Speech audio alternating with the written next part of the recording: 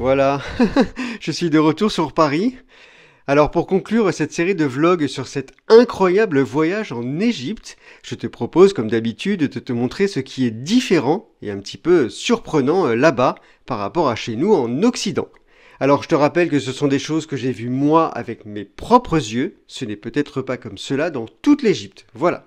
Donc on y va, je te partage mon écran. Allez, c'est parti. Alors qui dit Égypte dit pyramide, ça tu t'en doutes, mais il ne faut pas oublier que qui dit pyramide dit aussi tourisme. Voilà, donc on va commencer par parler de tourisme, car il faut savoir que l'Égypte est visitée par près de 13 millions de touristes par an, c'est énorme. Donc si tu y vas, je te conseille vraiment de visiter très tôt les sites, d'y aller dès l'ouverture, comme par exemple pour les pyramides. Regarde, je t'ai fait un petit montage, avant à l'ouverture et après avec les touristes. Voilà, on est au pied de la pyramide, regarde. C'est impressionnant. Hein. En fait, je cherche l'entrée depuis tout à l'heure. Et il y a un gardien qui m'a dit que c'était une petite entrée là-haut. On va voir. Ah ouais, alors en fait, l'entrée, elle est là. Juste là. Le petit trou qui est là. C'est impressionnant. Hein. Alors je suis sur le chemin du retour et regarde le monde qu'il y a, c'est hallucinant. Il y a du monde partout. Donc un conseil, vraiment, viens très tôt le matin. Et là-haut, c'est l'entrée de la pyramide qu'on a pris ce matin. C'est hallucinant. Et d'ailleurs, tout au long de mon séjour, je me suis amusé à filmer chaque fin de visite lorsque je me dirigeais vers la sortie. Je vais te montrer le monde qu'il y a. Tu vas halluciner. Je veux dire, il y a moins de monde dans le métro à Paris le matin, quoi. Donc viens tôt le matin parce que il est 6h50 et c'est blindé. Voilà. Voilà, je sors des tombes.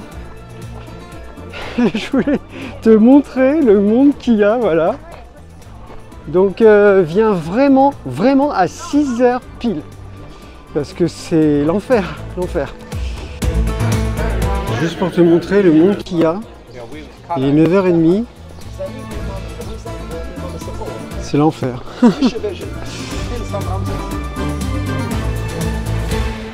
Alors je vais en profiter pour te faire un petit aparté et pour te parler de l'irrespect de certains touristes, car toucher des hiéroglyphes à main nue ou poser son sac sur des statues qui ont des millénaires, désolé mais moi ça me choque et je trouve ça totalement irrespectueux.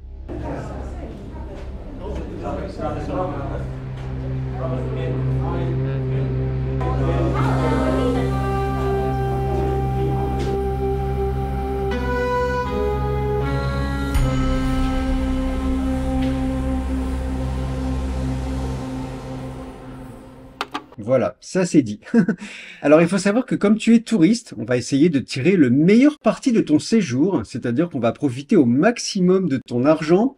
Et donc lorsque tu vas visiter des lieux, on va t'ouvrir des portes spécialement pour toi. Voilà, c'est magique. Mais forcément, ça implique de donner un petit pourboire à la fin. Alors je t'ai fait un petit montage de la première fois que ça m'est arrivé. J'étais un petit peu surpris. Je visitais les tombes de Saqqara. Un monsieur est venu à ma rencontre et m'a ouvert des portes.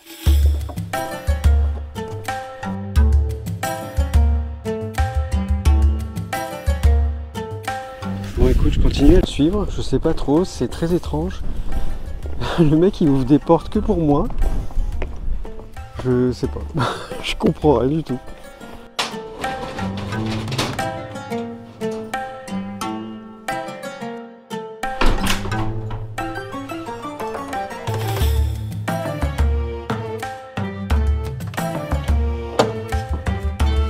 J'ai l'impression d'être un archéologue.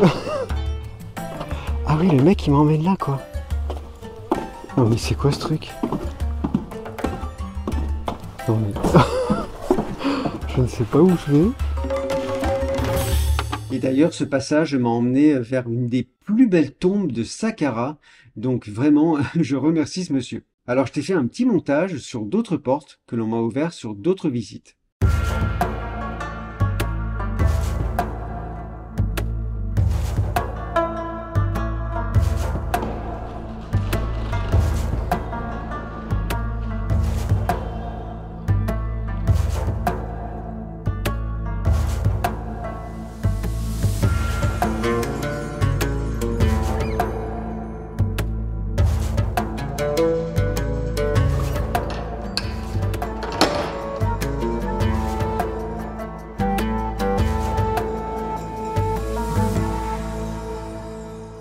Donc n'hésite pas à avoir un petit peu de monnaie sur toi, car toute ouverture de porte implique un petit pourboire.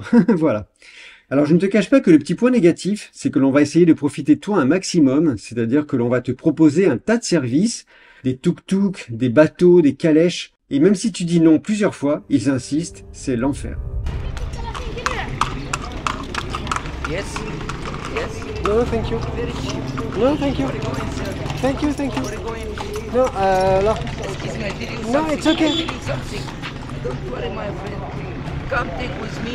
Okay. If you will go in. No, no, thank Listen, you. listen. Thank you, thank you. Listen, I am No, safe. no, I am that's- too safe. I don't want. Excuse me, you know how much? You know how No, much? okay. 50 No, pounds. sorry, no. Oh là, c'est l'enfer. Alors on va rester dans la rue, car il y a un tas de gens qui proposent des services. Je t'ai fait un petit montage, regarde.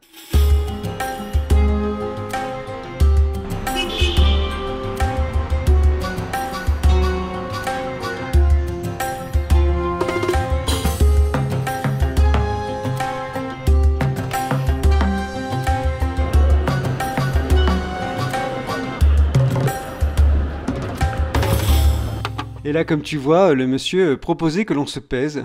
C'est assez marrant. Alors, lorsque j'étais à Assouan, un soir, je suis allé faire quelques courses et je me suis aperçu qu'une personne proposait ses services avec un encensoir.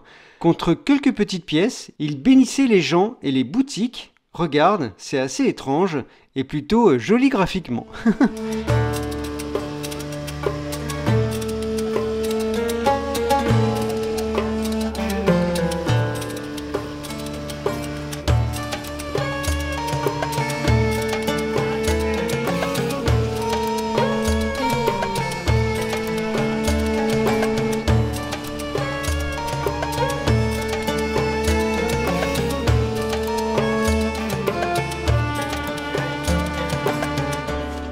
Et d'ailleurs, quelques jours après, j'en ai vu un autre.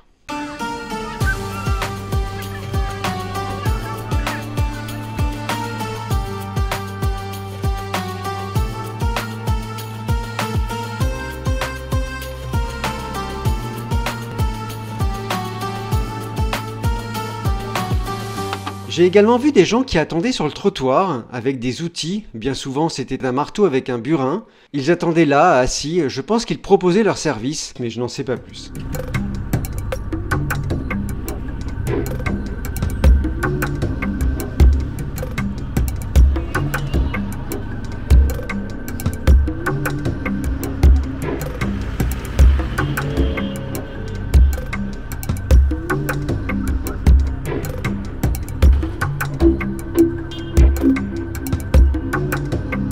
Alors d'autres gens proposent leurs services et sont cette fois-ci un petit peu plus bruyants.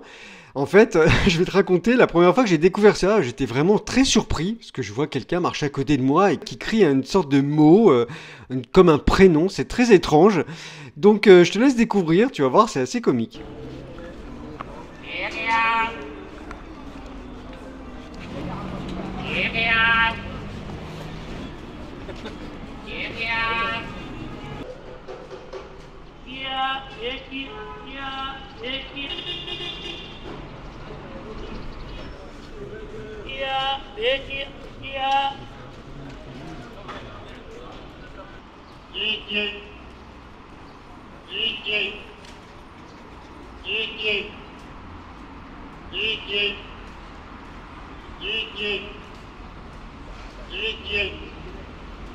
Alors peut-être que cette personne cherche un certain Étienne, je ne sais pas. En tout cas, si quelqu'un parle arabe ou sait ce que c'est, je veux bien qu'il me le dise. Voilà. Alors il y en a d'autres qui sont aussi bruyants, et donc qui font un petit peu de bruit pour proposer leur service. Regarde.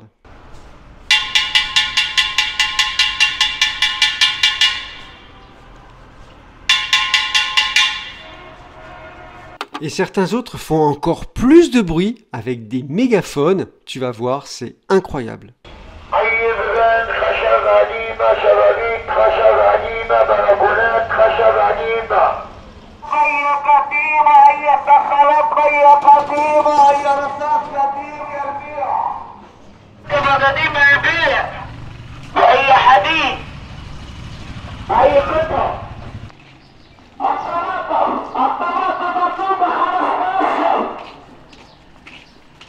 Voilà, Voilà.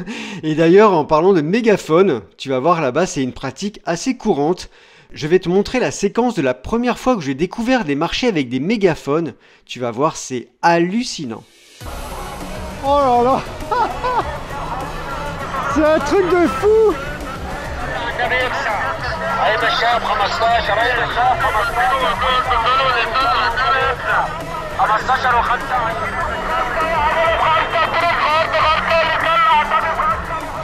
J'en ai des frissons quoi.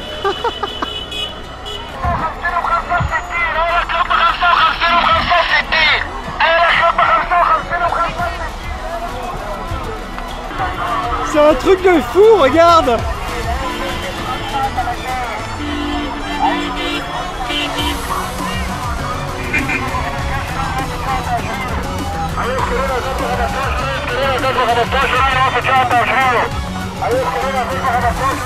Voilà, c'est vraiment un truc de fou. Alors il y a d'autres services proposés dans la rue, comme par exemple la vente de boissons.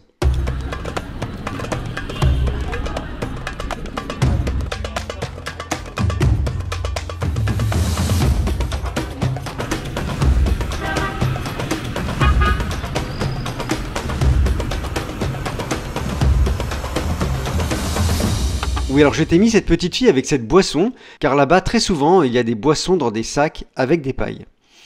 Alors là-bas, comme c'est un pays chaud, il y a pas mal de fontaines à eau qui sont gratuites à disposition des gens, mais le problème, c'est que tout le monde boit dans le même gobelet. En tout cas, c'est une très bonne initiative, bravo.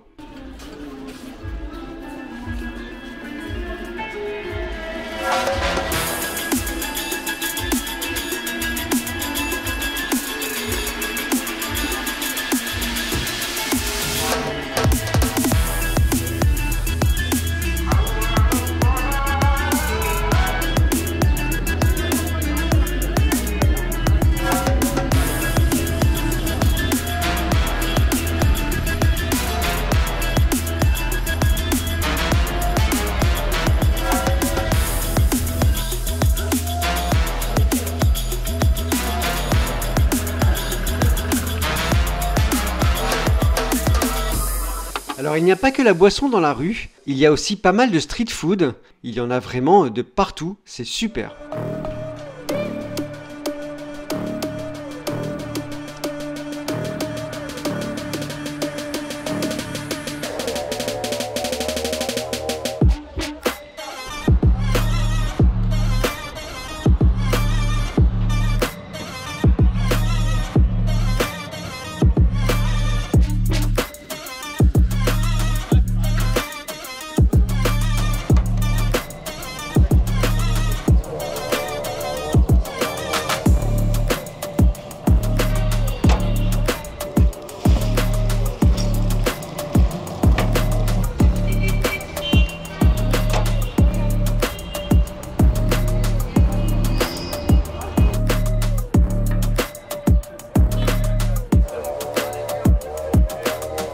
Alors figure-toi que cette personne sert des haricots rouges dans un sac. En fait, je pense que c'est probablement du foul, qui est le plat national égyptien, qui est composé soit de fèves ou de haricots.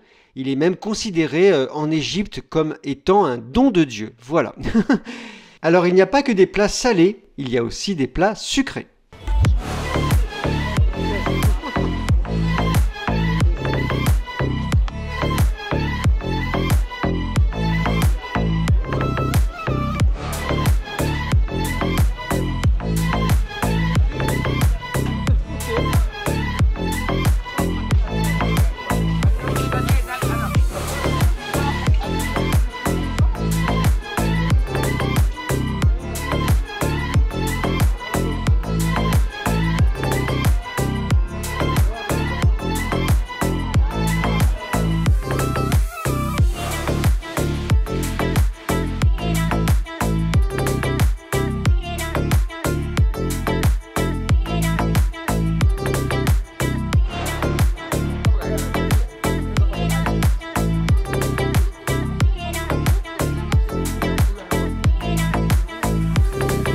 Alors je ne sais pas du tout ce que c'est que ce plat, mais en tout cas c'est très joli. Alors là, comme tu vois, il y a un enfant qui travaille, et je vais donc en profiter pour te faire un petit aparté un petit peu délicat. et pour te parler de pauvreté, car il faut que tu saches que là-bas, sur plus de 100 millions d'habitants, il y a à peu près 60% de gens qui sont considérés comme pauvres et 20% de gens qui vivent en dessous de ce seuil de pauvreté. Voilà, c'est hallucinant. En tout cas, sache que la pauvreté est telle que des enfants sont obligés de travailler. Selon certains chiffres, il serait même 7% à avoir un métier. Donc je t'ai fait un petit montage, regarde.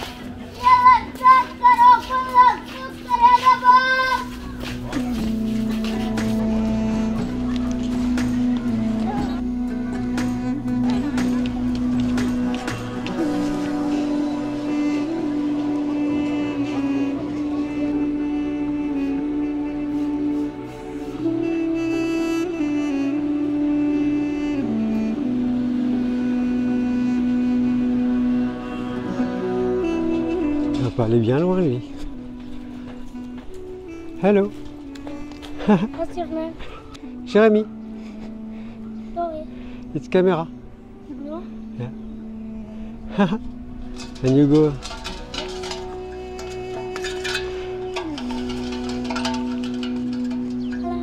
Hello. Voilà, lui il était vraiment super mignon.